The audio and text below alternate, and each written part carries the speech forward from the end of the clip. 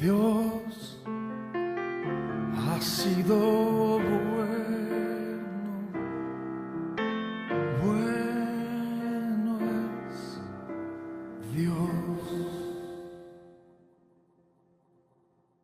Buenos días, tomen asiento por favor. Hebreos capítulo 3 en su Biblia. Hebreos capítulo 3, verso 7 por favor. Hebreos capítulo 3, verso 7.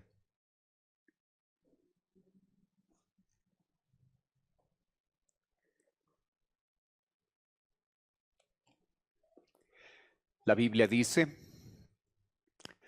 por lo cual, como dice el Espíritu Santo, si oyereis hoy su voz, no endurezcáis vuestros corazones, como en la provocación en el día de la tentación en el desierto, donde me tentaron vuestros padres, me probaron, y vieron mis obras 40 años. A causa de lo cual me disgusté contra esta generación y dije: siempre andan vagando en su corazón y no han conocido mis caminos. Por tanto juré en mi ira: no entrarán en mi reposo. La estructura del libro de Hebreos, como lo hemos visto, trata de establece ciertas secciones de doctrina y de cuando en cuando inserta advertencias que nosotros necesitamos prestar atención. Desde el versículo 7 que acabamos de leer, empieza la segunda advertencia que se va a extender hasta el capítulo 4, verso 13. Esta advertencia tiene que ver con el hecho del peligro de la incredulidad en la vida de un creyente. No está hablando de la incredulidad de aquella persona que no conoce del Señor, necesita dejar su incredulidad y poner su fe en Cristo para ser salvo. Está hablando de la incredulidad de un creyente. Como éste, al escuchar la voz de Dios, en vez de responder con obediencia, lo que hace es no creer y responde con desobediencia. Es interesante que el primer elemento que el texto en el verso 7 nos dice es: por lo cual, como dice el Espíritu Santo. Recuerde que los 6 primeros versículos que estudiamos la semana pasada, los primeros 6 versículos del capítulo 3, nos hablaron acerca de la familia. Nosotros somos la familia de Dios, nosotros somos casa de Dios. Y a este grupo específico de personas, a estos creyentes, se les dice: por lo cual, ya que ustedes son la casa de Dios, ya que ustedes son creyentes, como dice el Espíritu Santo, para poner peso a que las palabras vienen de inspiración divina, es obvio, es un libro de la Biblia, pero para poner mayor peso, como dice el Espíritu Santo: si oyereis hoy su voz, no endurezcáis vuestros corazones. Aquí se habla de la dureza de corazón. La palabra corazón no habla del músculo que tenemos en el pecho, no habla del órgano, habla de todo el ser. Así se utiliza la palabra corazón en la Biblia. Así es que ahí está incluido nuestros pensamientos, nuestras emociones, nuestras decisiones. Todo lo que somos se está haciendo referencia a todo lo que somos a través de la palabra corazón. Entonces, cuando nosotros escuchamos la palabra de Dios, tenemos dos posibilidades: responder con obediencia o responder con incredulidad, es decir, con desobediencia. Cuando nosotros escuchamos la palabra de Dios y respondemos con incredulidad, El resultado directo de esa decisión es el hecho de que nuestro corazón se va a endurecer. Es sumamente peligroso para el creyente llegar a responder a la palabra de Dios con desobediencia, con incredulidad, porque cuando nosotros hacemos eso y persistimos en eso, vamos a desarrollar un proceso en el cual nuestro corazón se va endureciendo. En nuestras emociones ya no seremos sensibles a la palabra de Dios. Vamos a ser apáticos. En nuestras decisiones ya no vamos a basar nuestras decisiones en la palabra de Dios, porque el corazón está endureciéndose.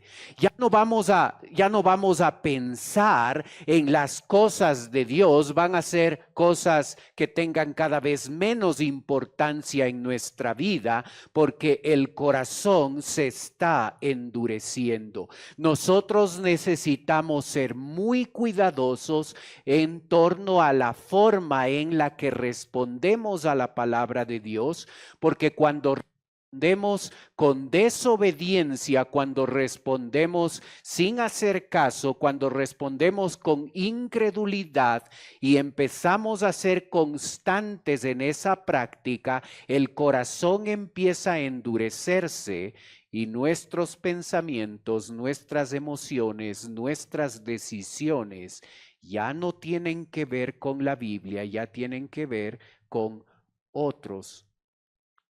otra forma de decidir, de pensar, de sentir. ¿Cuál es la respuesta tuya a la palabra de Dios?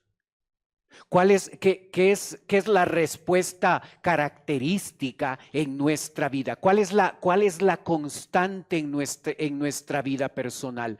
Cuando nosotros leemos la palabra de Dios, este es un libro informativo para nosotros. Cuando nosotros escuchamos la palabra de Dios, ¿respondemos con obediencia o con desobediencia? ¿Cuál es la respuesta que nosotros damos? Si nosotros detectamos en nuestra vida que nosotros estamos respondiendo con desobediencia, con incredulidad a la palabra de Dios, no debemos sorprendernos de que tengamos dureza en nuestro corazón y en nuestra forma de pensar, nosotros pensemos de manera distinta a la palabra, nuestras decisiones no sean apoyadas en la palabra, nosotros no seamos sensibles a la palabra, porque en la medida en que nosotros estamos desobedeciendo a Dios, nuestro corazón se endurece y por ese motivo aquí hay una clara y expresa exhortación a no endurecer el corazón.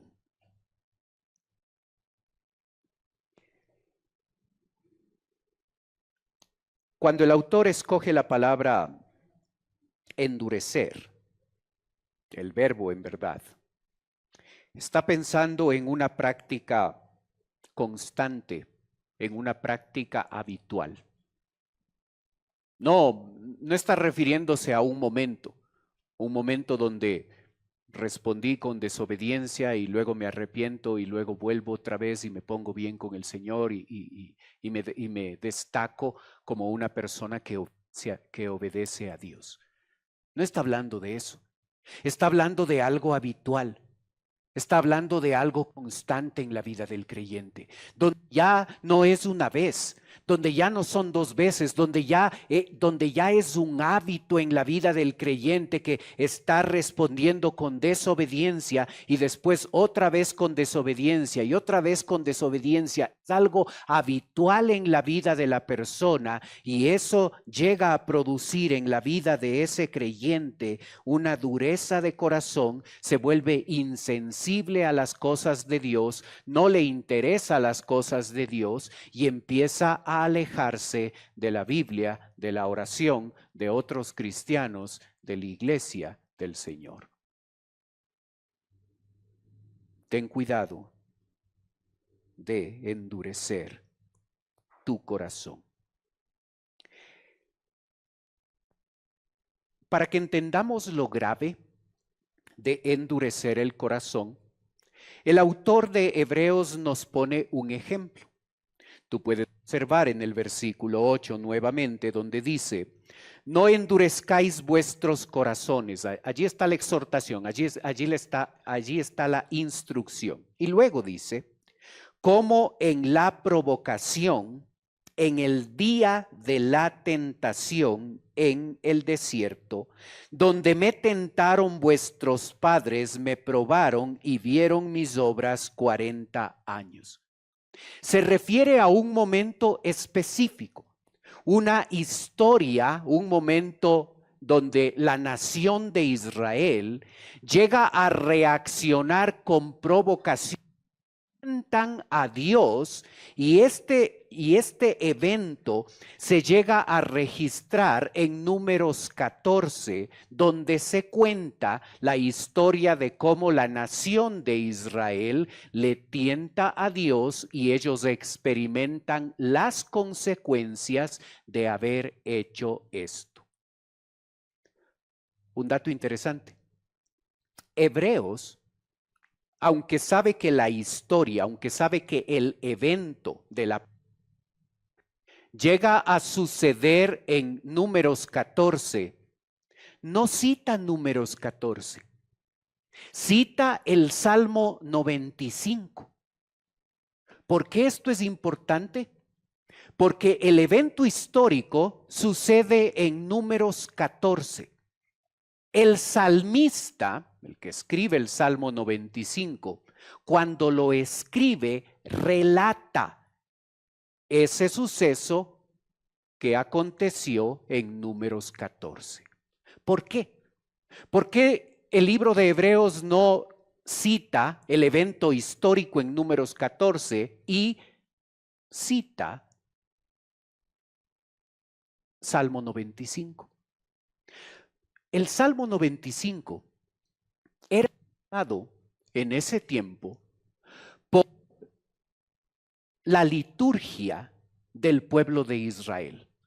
Es decir, cuando ellos se reunían en el templo, cuando ellos se reunían en el tabernáculo, cuando ellos se reunían para adorar a Dios, para escuchar la palabra, para hacer lo que básicamente nosotros hacemos ahora, ese Salmo 95 era utilizado.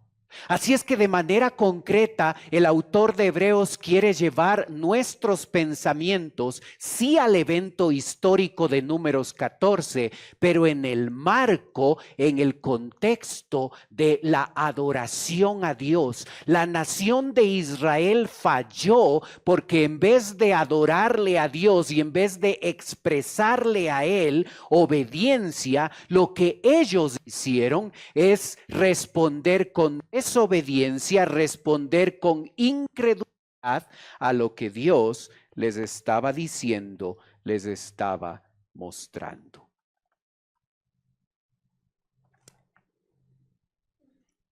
Es interesante observar en la siguiente diapositiva ese mapa. Aquí están ellos en Egipto, la nación de Israel. Ellos debían llegar acá, a la tierra prometida.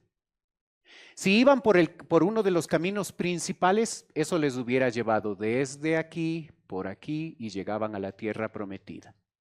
15 días tomaba el viaje. 15 días. Pasaron 40 años. Eso ya nos dice mucho. Dios les lleva por el camino más largo y les lleva a través del desierto. ¿Por qué?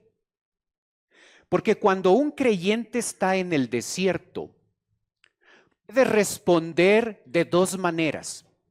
Cuando está en un lugar donde no hay agua, donde no hay alimentos, donde no hay las cosas básicas para vivir, el creyente puede responder con confianza en el Dios que ha mostrado ser un Dios de milagros, un Dios grande, un Dios poderoso que con brazo poderoso les saca de Egipto, demuestra a Dios quién es Él, el grande Dios que puede hacer cualquier cosa. Y la nación de Israel experimenta eso, y cuando está en el desierto, en vez de responder con confianza, con obediencia, creyendo que es posible que aún en un lugar como el desierto donde no hay alimentos, tenemos a un Dios grande que puede cuidarnos y puede proveernos, en vez de responder con obediencia, la nación llega a responder con desobediencia. ¿Observas? El desierto en tu vida puede ser un lugar donde tú creces en tu vida espiritual. Si me puedes bajar un poquito, por favor. O el desierto puede ser un lugar donde muestras incredulidad, inmadurez, le tientas a Dios. ¿Observas? Todos pasamos por el desierto. Todos pasamos por circunstancias y por problemas y dificultades donde nosotros podemos responder con obediencia a Dios, con confianza en Él, porque Él nos ha mostrado a lo largo de nuestra vida quién es Él, su poder, su grandeza, y ha contestado nuestras oraciones en momentos difíciles, en momentos críticos, y nosotros nos hemos gozado de lo que Dios ha hecho en nuestra vida. Y cuando pasamos nuevamente por momentos difíciles, podemos responder con obediencia, con confianza, y el desierto en nuestra vida puede ser un tiempo de fortaleza espiritual, de obediencia a nuestro Señor, de mejoramiento espiritual, o puede ser el lugar donde nosotros mostramos desobediencia e incredulidad. ¿Cómo respondes tú a los desiertos en tu vida personal? La nación de Israel respondió con incredulidad. Y la consecuencia de su incredulidad fue el hecho de que un grupo de miles de personas, miles de israelitas que iban a entrar a la tierra prometida, por su desobediencia, Dios les castigó, y solo la tribu de Leví, los menores de 20 años, las mujeres, Moisés, Josué y Caleb, fueron los únicos que tenían la posibilidad de entrar a la tierra prometida. Miles de personas murieron en el desierto. Se extendió su tiempo en el desierto para que aquellos desobedientes, aquellos incrédulos murieran allí en el desierto, y solo estos pudieran ingresar en la tierra prometida. Y al final de este grupo pequeño que ingresó, Moisés no pudo, porque actuó también con desobediencia. ¿Qué es el desierto para ti? Como lo ves en la diapositiva, en la siguiente, tenemos una, está bien ahí. ¿El desierto es un momento de confianza o el desierto es un momento de desconfianza en el Señor? Estos lugares, Egipto, el Mar Rojo, el desierto, el río Jordán y Canaán, que son los sitios a través de los cuales nosotros vemos a la nación de Israel viajar por todos estos, y observamos que para poder salir de Egipto, que representa el mundo donde todos nosotros estábamos, nosotros como incrédulos, para poder salir del mundo se necesita un milagro. No se necesita esfuerzo humano, no se necesita fuerza de voluntad. Para salir de Egipto, la nación de Israel necesitaba un milagro, la intervención unilateral de Dios para sacarles de ese sitio. Una ilustración tremenda para nosotros los creyentes actuales de cómo experimentamos la salvación en nuestra vida.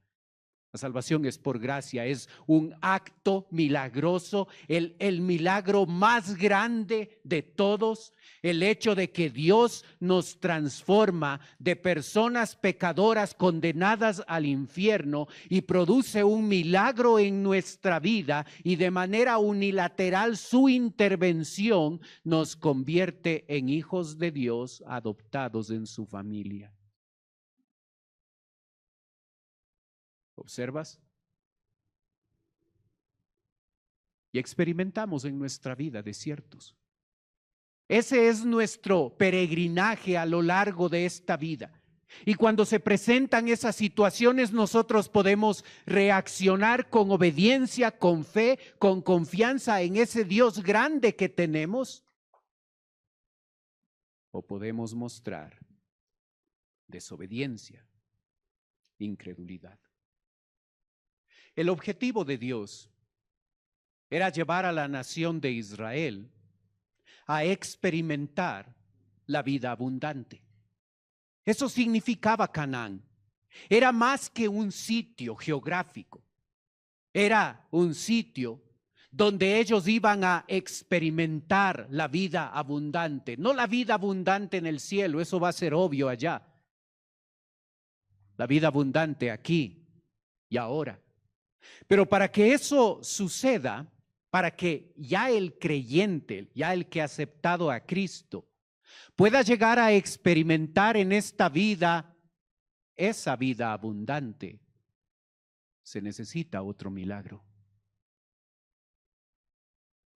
Se necesita que el creyente se rinda y le deje a Dios vivir su vida perfecta a través de un instrumento imperfecto. Con Cristo estoy crucificado, ya no vivo yo, sino Él vive en mí. Así sucede. Esa experiencia de llegar, valga la redundancia, a experimentar la vida abundante. ¿Estás disfrutando de la vida abundante? ¿Estás en Canaán? ¿Has aprovechado los momentos de estar en el desierto para responder con obediencia, con confianza en el Señor, y has crecido en torno a lo espiritual y has dependido del Señor, y el Señor es el que está viviendo su vida perfecta a través de ti? Y en la práctica, en las circunstancias en las que nos encontramos, nosotros estamos viviendo una vida diferente, una vida abundante, una vida distinta. ¿Es esa nuestra experiencia? ¿Cómo respondes al desierto? ¿Cómo respondes a los desiertos en tu vida? Los israelitas le provocaron a Dios. Fueron desobedientes. Fueron incrédulos. A pesar de ver muchos milagros de los cuales ellos fueron objetos y beneficiarios, aún así respondieron con desobediencia. ¿Qué sucedió? Que Dios se disgustó con ellos. Los versos 10 y 11 nos dicen, observa, a causa de lo cual, observa la conexión.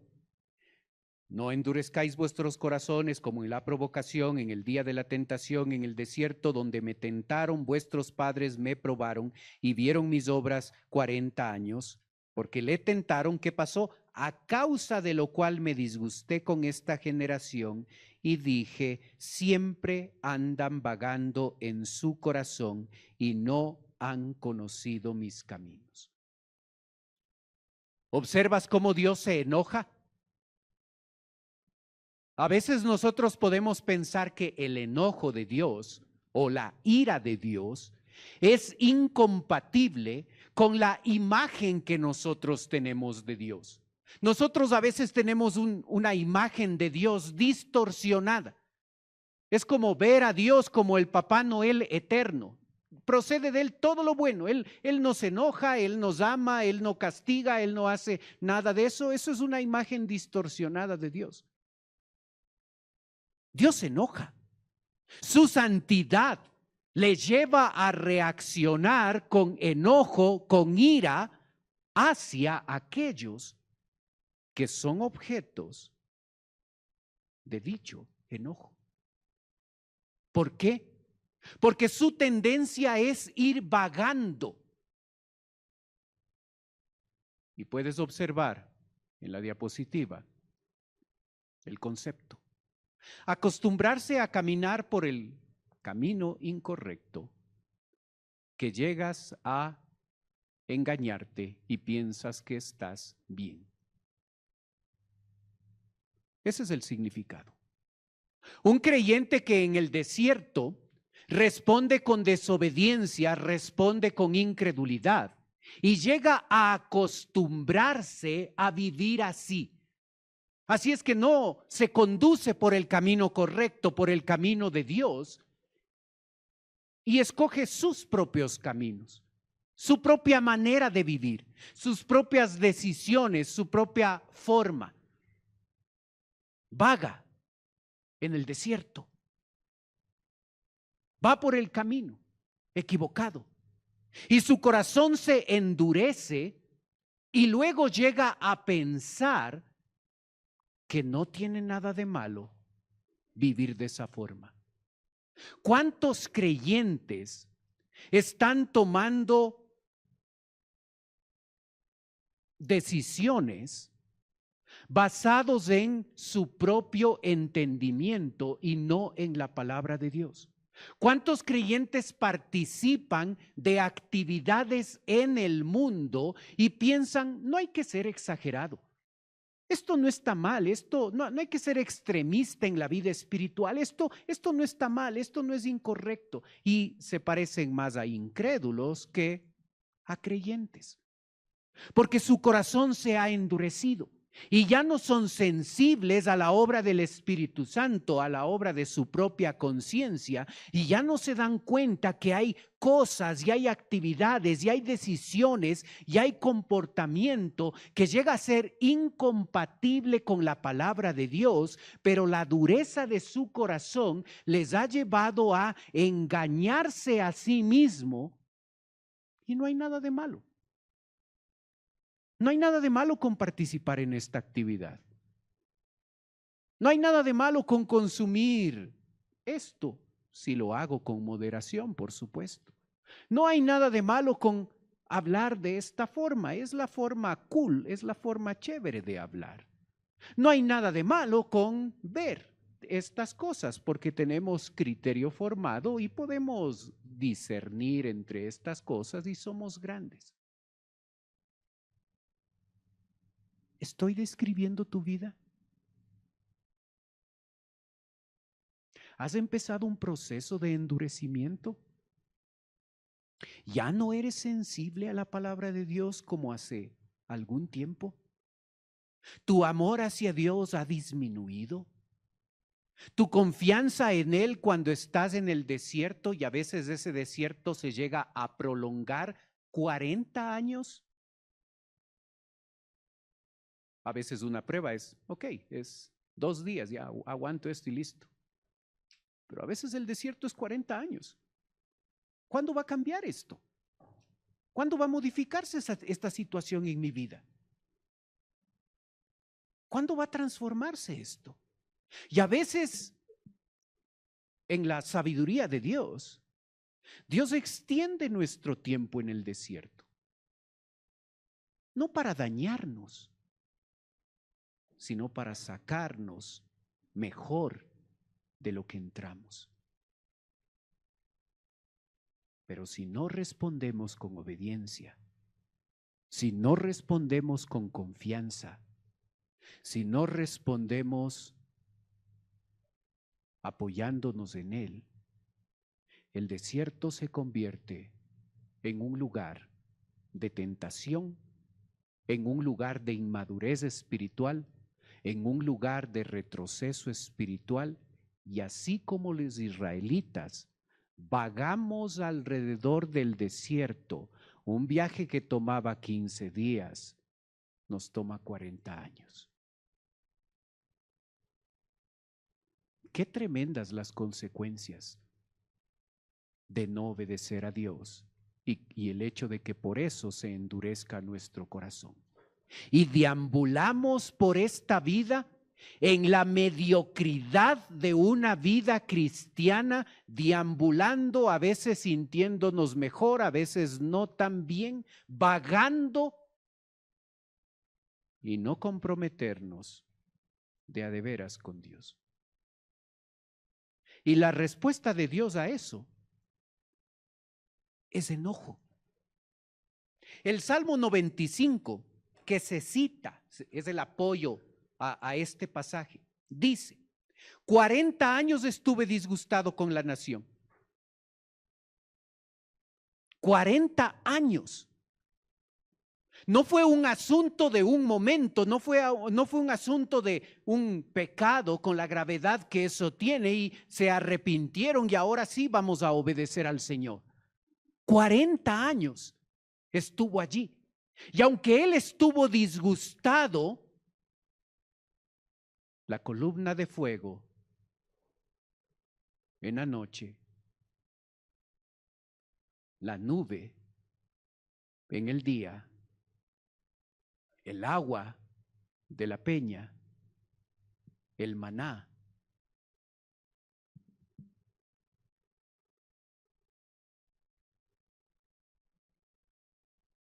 siempre estuvieron allí.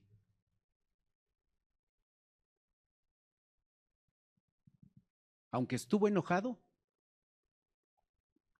su misericordia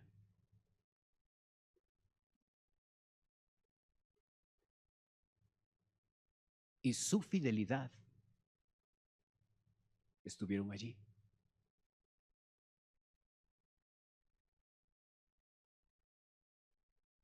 Qué tremendo,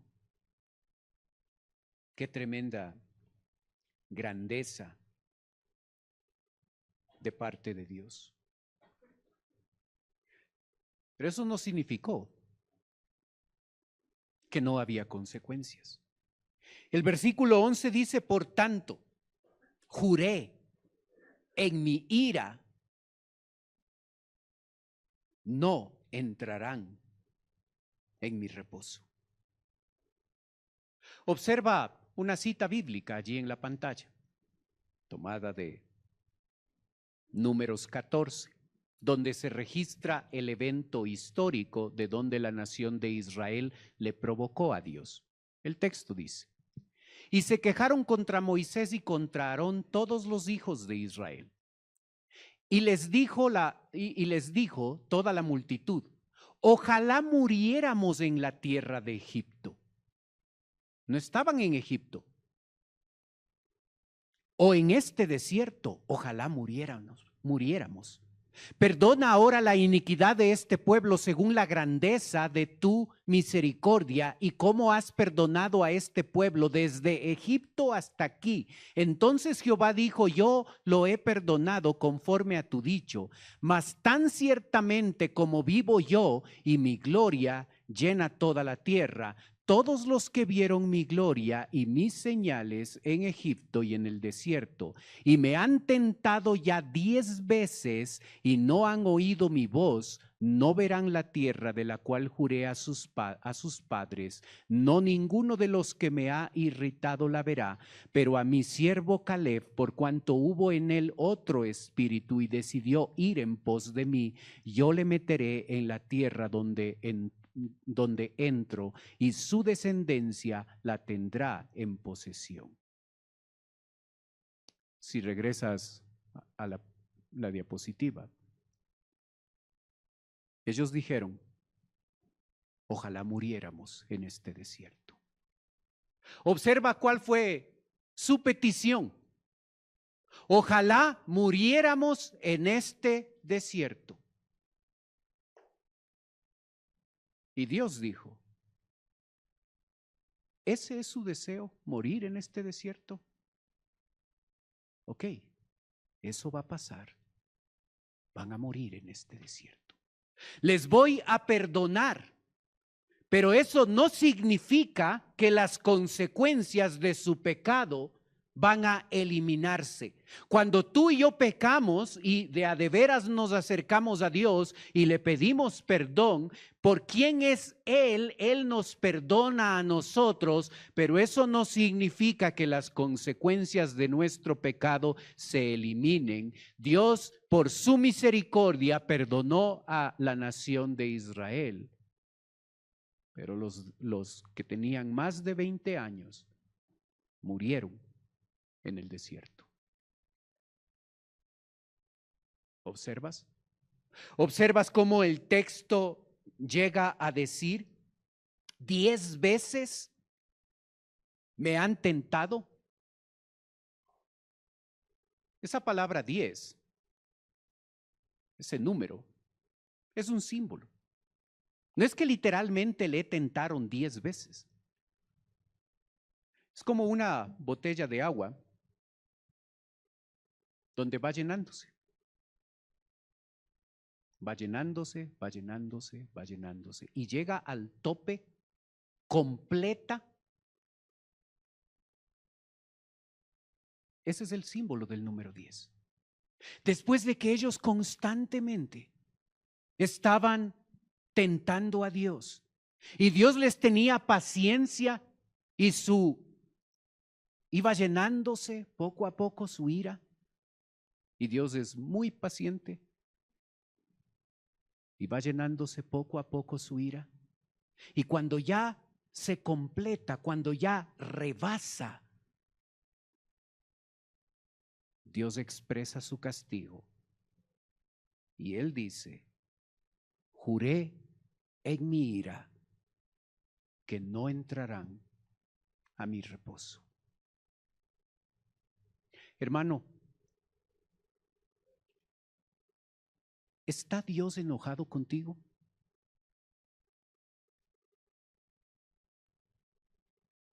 A Él le enoja nuestra incredulidad. Seguramente, cada uno de nosotros podríamos relatar donde varias veces en nuestra vida nosotros hemos visto la intervención de nuestro Dios grande.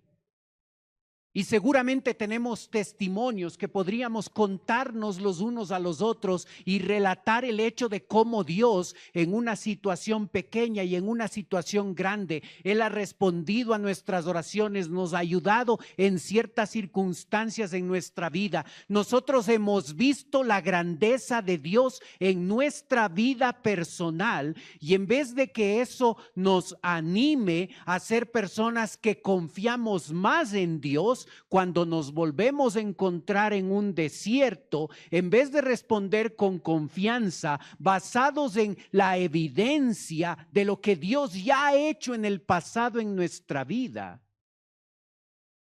respondemos con incredulidad. Eso le enoja a Dios. Eso muestra ingratitud. Eso muestra el poco valor que nosotros damos a las expresiones de misericordia y de amor que Dios nos ha expresado a lo largo de nuestra vida, y esa debería ser evidencia suficiente para que la próxima vez que pasamos por un desierto, aunque este demore 40 años, Dios nos ha mostrado su grandeza y deberíamos responder con obediencia y con una confianza total en Él. Y cuando nosotros respondemos con incredulidad, Él se enoja y tendremos que experimentar las consecuencias de nuestra incredulidad.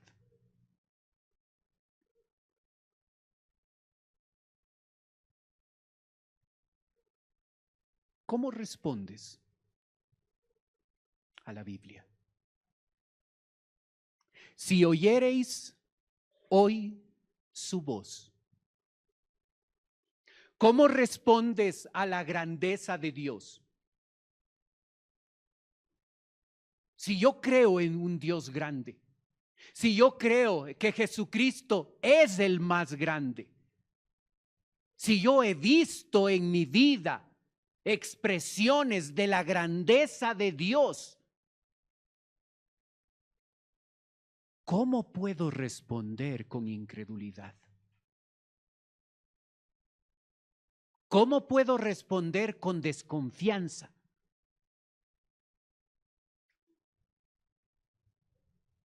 ¿Observas lo que está tratando de hacer el autor de Hebreos? Nos ha dado argumentos que muestran la grandeza de Jesucristo.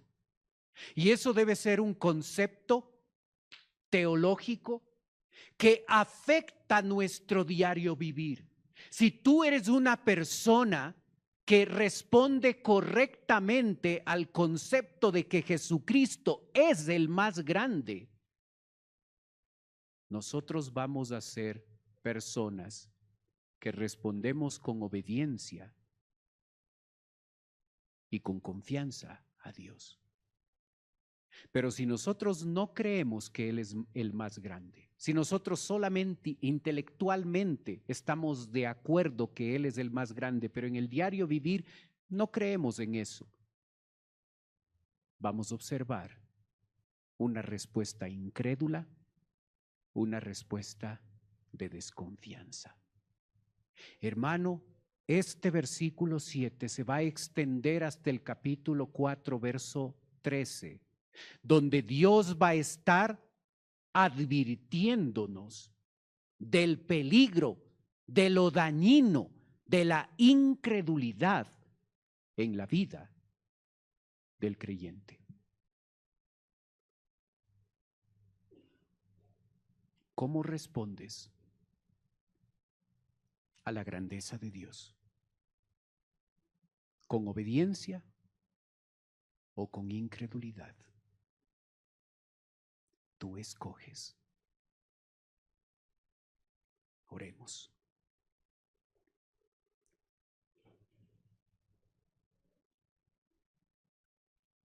Padre Celestial,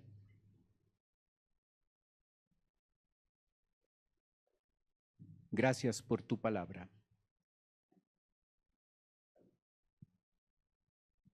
Gracias, Señor, por enseñarnos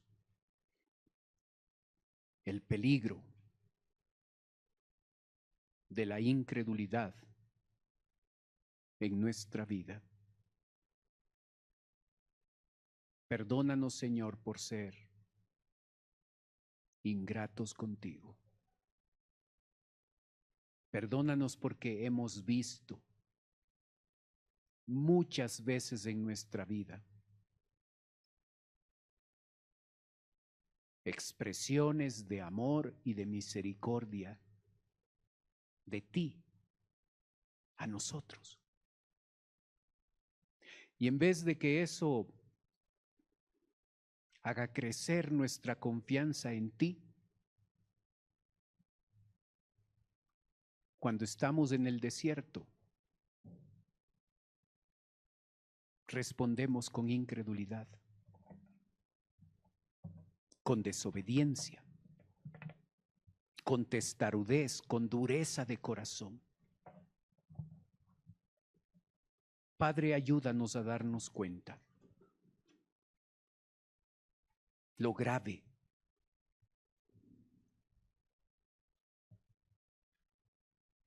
de la incredulidad en la vida del creyente. Pedimos, Señor, tu bendición en la aplicación personal de lo que hemos aprendido.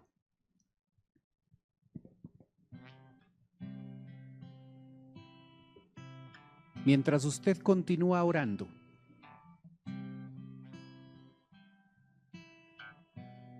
puede ser que esta mañana nos está visitando alguien por primera vez. Si ese es su caso y usted quiere permitirme orar por usted, Mientras los demás tienen sus ojos cerrados, usted puede levantar su mano. Con eso me está diciendo: pastor, vengo por primera vez, ore por mí. ¿Hay alguien así esta mañana con nosotros? Gracias, veo su mano. Veo su mano, gracias, veo su mano también. ¿Alguien más por primera vez con nosotros? Gracias, veo arriba su mano en el mezanine. Gracias por identificarse. ¿Alguien más por primera vez con nosotros? Para las personas que nos visitan por primera vez, en un momento voy a orar por ustedes, como les dije. Quisiera ofrecerles algo más, totalmente voluntario. No queremos que sientan que les estamos presionando, no es la idea. Si usted quiere, usted puede tomar sus cosas, puede pasar a la parte de abajo donde estoy yo. Si usted lo hace, una persona de nuestra iglesia se va a acercar, le va a llevar a un lugar privado y en ese lugar va a conversar un momento con usted. Así es que si, además de darnos la oportunidad de orar por usted, usted quiere darnos la oportunidad de conversar un momento con usted, venga, pase. Los demás tienen sus ojos cerrados para que no le dé recelo de pasar. Pero si desea hacerlo, en este momento, por favor, venga. Permítanos hablar un momentito con usted. Con toda confianza, venga nomás. Si desea hacerlo, venga.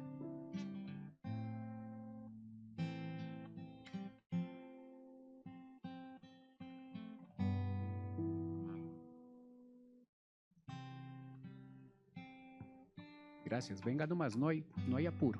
Gracias por su disposición.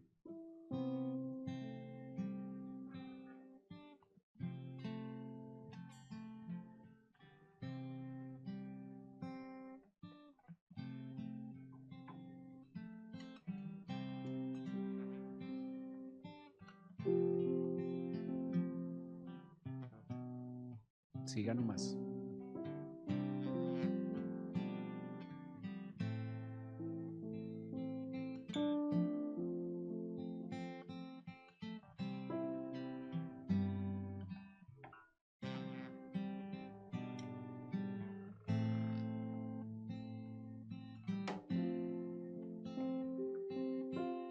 Gracias por su disposición. Sigan nomás, por favor. Les van a atender afuera. Gracias.